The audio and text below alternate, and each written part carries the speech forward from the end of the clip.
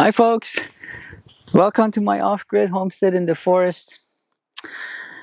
Land of opportunities.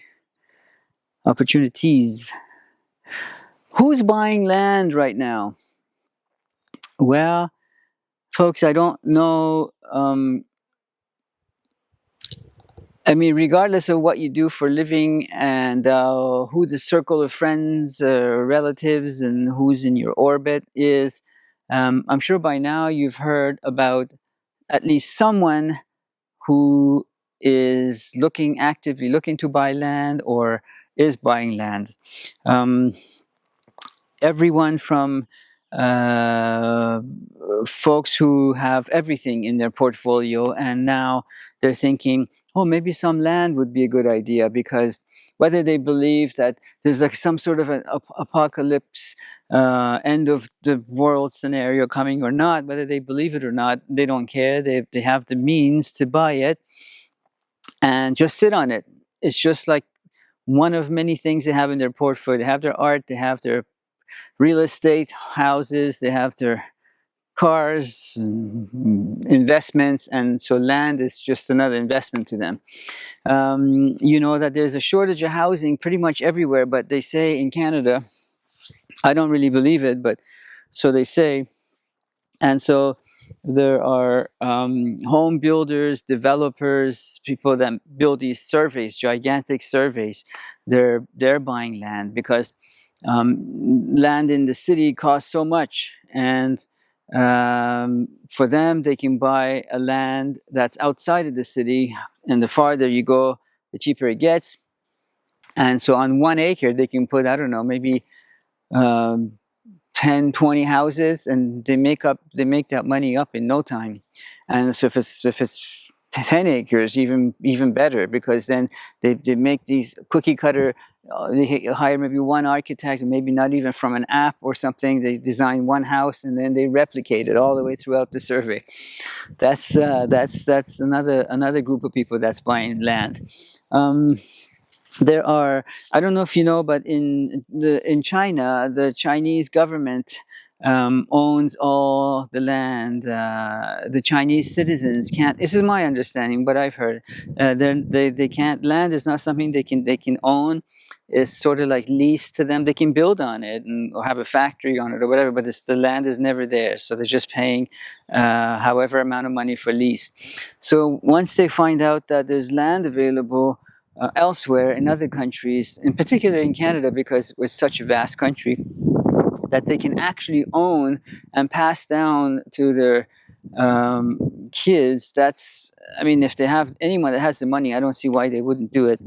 And that's the other thing, just to as inheritance to their folks that are buying that for no other reason than to just hand it down to their kids, because it's something that will appreciate, definitely will appreciate. They're not making any more of it, well, except for Iceland. And is Italy still a volcano, the Pompeii thing? But anyway, except for the Hawaii, with the exception of where there's active volcanoes, there's no more land being made. Meanwhile, the population is going up and up and up, so they're going to have somewhere to live. There are, I don't know if you know, but there's a group of people called farm corporations, and now they're being, my understanding is that they're being more and more, they're being bought out by private equity firms. But even if they weren't, they would just be regular farm corporations, where what happens is that people start expanding their farm operations, so that there's no farmer living on that farm. It's just machinery that comes and does the thing and goes away, and it comes back and plants it and plows it and harvests it, and they just go away. The land is like a sort of like a factory, and nobody lives at a factory, just like the tools are there, or even may not even have the tools. They might even lease the tools from companies that come and do it. I know there are Mennonites here, Mennonite families that do that. So farmers just hire them to do their work, and then they go away. They don't have to have staff on hand, on payroll. And then there are now a recent group of people that are sort of back to landers, like they were in the 60s, like the hippie movement. They're learning that, oh, I'm tired of the city. I hate the city. I hate my my lifestyle now, current lifestyle. So I'm going to move out and do some small scale farming and just provide for myself and my family. And slowly, as they grow, they learn how to do things. If they're lucky, they're able to sell their produce at the markets. Nonetheless, they're the ones that are also looking to buy land. Who else is buying land? Who else is buying? Well, I mentioned these preppers and doomsday preppers and doom and gloom kind of thing. I'm nothing against them. I love the idea. I just don't see it happening. I've been waiting for something like that for years, but hasn't happened. So they're looking to buy land because they are looking to move permanently with their families and get situated and settled before something, but like whatever they're thinking would happen, or have some land away from the cities so that if they ever need to get out, they get their bug out bags and jump in the car and they have a place that's theirs. They know where it is and go. And sometimes, and this is actually a good idea, sometimes more than one family buys such land, parcels of land, so that there's always somebody there, so looking after, so they can, over for summer holidays or whatever. That's one of the cheapest vacations you can have. Every summer holiday, they go and do some more work on it, building something or getting the ground ready or prepping the garden or whatever, so that if they ever have to take off, they're not moving into a bare land. You have to start from zero. That's actually a very good idea. Who else is buying land?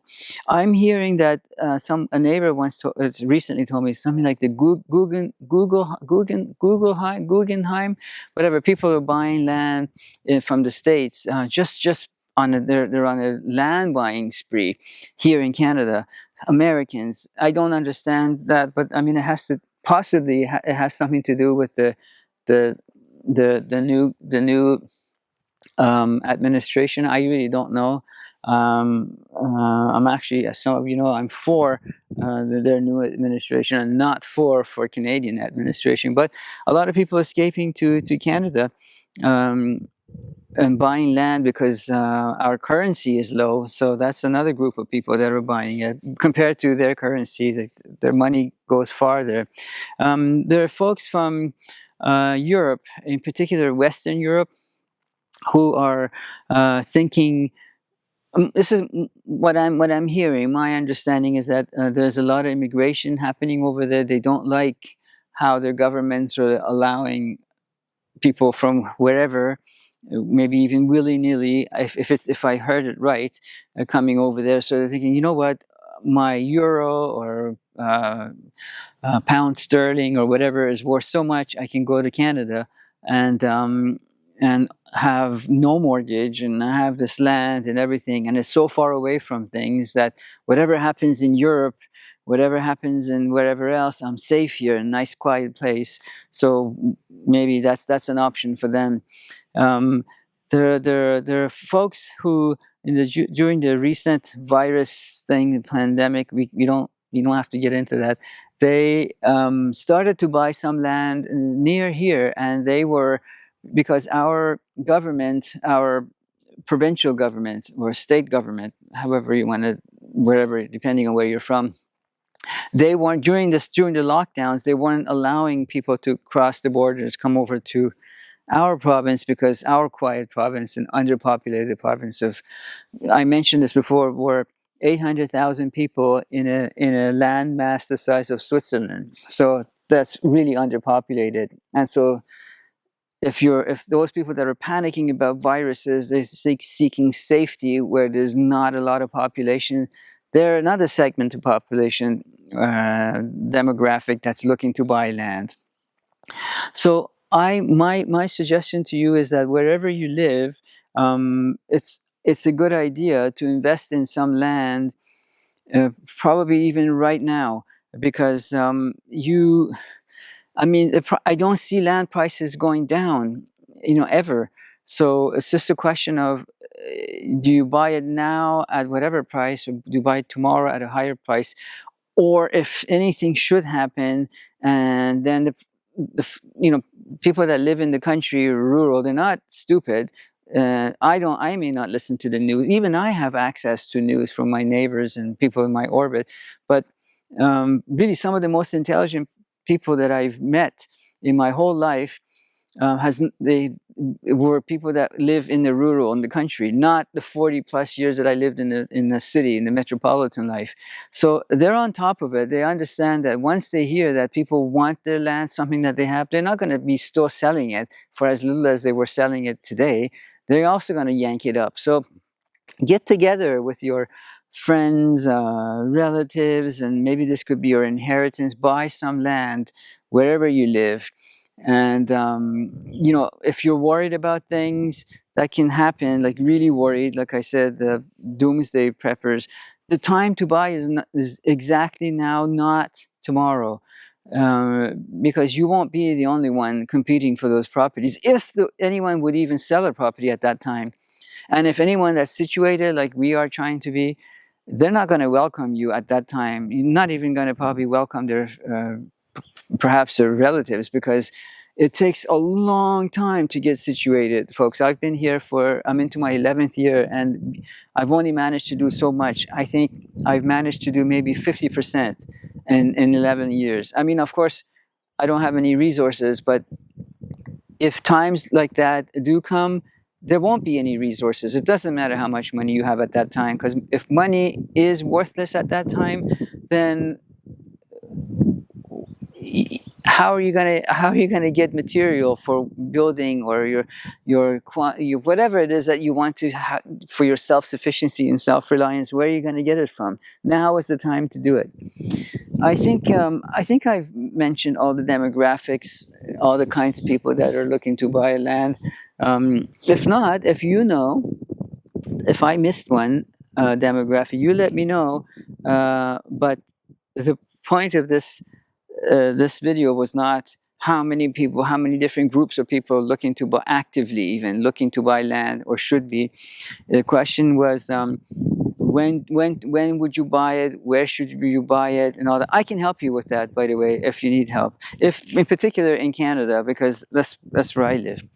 Anyway, take good care of yourself, and really invest in yourself, invest in your family. The vacations and cars and big screen TVs and that will only take you so far in enjoyment and in the future. Bye.